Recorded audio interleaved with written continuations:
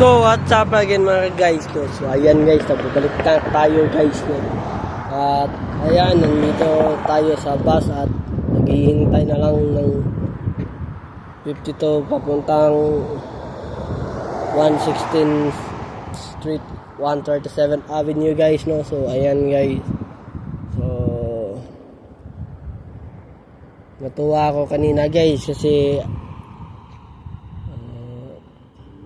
matagal ako nag-break to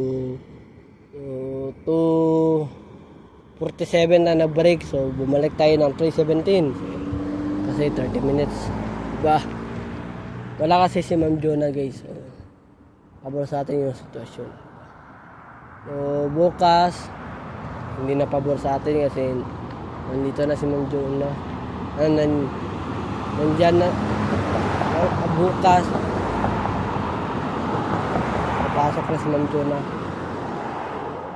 Buti na lang pababor sa atin yung sitwasyon. So ayan guys no, maganda yung panahon ngayon guys, mainit.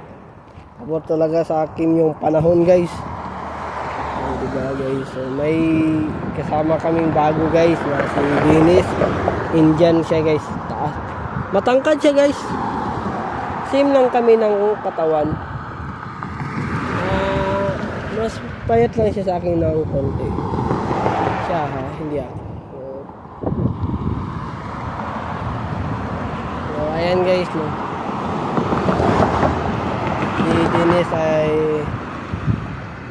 nandito, may trabaho siya bukas dyan sa 130 AP St. Albert Road. So dyan guys. So pang 311 na ito guys no. So 99 na lang yung kulang at 400 na tayo guys. So bukas guys, may tournament tayo, last round na bukas. So kailangan kong maka 4.5 para may premium naman ako. Kahit $45 lang, hindi ko lang alam kung ilan ba makapasok o magkano ba yung makakuha kong premium, diba guys? So ayan guys no? So 6:33 pa yung bus na darating dito guys. Antay lang tayo guys no? So ayan guys,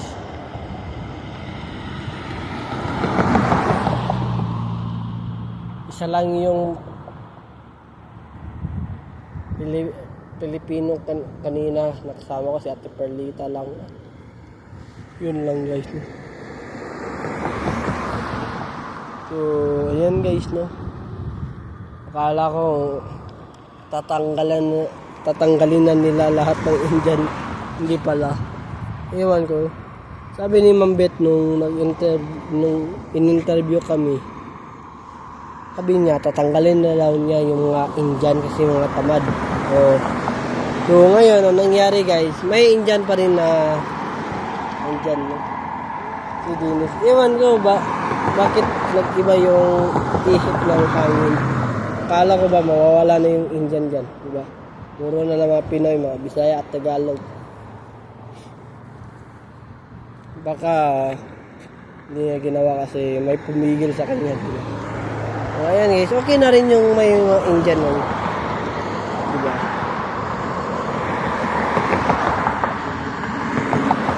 So mamaya guys sa bus, kung konti lang yung pasahero, mag-vlog ako, pero kung hindi ako mag-vlog guys, bukas na naman. So ayan guys no, pabor sa akin yung panahon guys, init. So nag-aalarm pa rin ako para alam nyo na guys, para mabilis lang yung oras. Okay lang yan kung magreklamo sila sa akin guys. So ginawa ako naman yung best ko guys. Nagmap ako bago ako umalis at natapon ng basura. So ayan guys, hindi ko na tinapon yung nasa frontes. Yes, bahala na sila dun. So ayan guys to. Ayan na muna ngayon guys. Hanggang dito na lang tayo guys.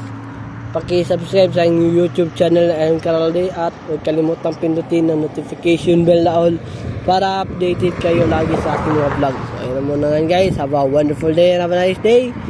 Keep safe and I'll see you for my next vlog. Peace out. Bye-bye. Black Dragon.